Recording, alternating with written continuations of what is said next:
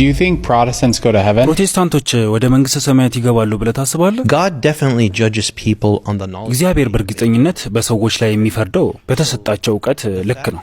አሁን ያለንበት ዘመን የኢንተርኔትና የመረጃ ዘመን እንደመሆኑ ሁሉም ሰው መመርመር አለበት። ምክንያቱም ሁሉም ቤተክርስቲያን ኢየሱስን እንወዳለን ይላሉ። ነገር ግን ኢየሱስን እንወዳለን የሚሉ ቤተክርስቲያናት ሁሉ በእውነት ኢየሱስን ይወዳሉ ማለት አይደለም። የብልጽግና ወንጌልን የሚሰብኩ ሰዎች እውነተኛ ክርስቲያን ናቸው ለማለት ይከብደኛል። ያ ወንጌል አይደለም። ወደ ሀብት ጉዳይ ልመልስና ጥያቄውን እንደገና ልጠይቅ። Do you believe all Protestants? ፕሮቴስታንቶች በሙሉ ወደ ገሃነም ይሄዳሉ ብለህ ታምናለህ? በሐዋርያ ሥራ ምዕራፍ 18 ላይ አጵሎስ የሚባል ሰው ነበር። አጵሎስ የተወሰነ ትምህርት ልክ ነበር፣ ነገር ግን የእምነት ሙላት አልነበረውም። ስለ ኢየሱስ ትምህርት ሙሉ በሙሉ አያውቅም ነበር። ዮሐንስ ለመሲሁ መንገድ ይጠርግ እንደነበር ያውቅ ነበር።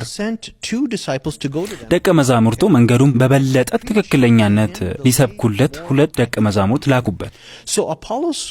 አሁን አጵሎስ ምርጫ ቀረበለት። መንገዱን በበለጠ ትክክለኛነት እየሰማ ነው።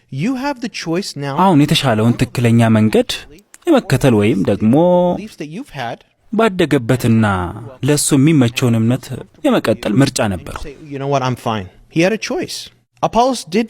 አጵሎስ ግን ተከተለ፣ ትክክለኛውን መንገድ መረጠ፣ ሁሉ ክርስቲያንም ሆነ። አሁን አጵሎስ ወደ እምነት ሙላት ተቀላቅሏል።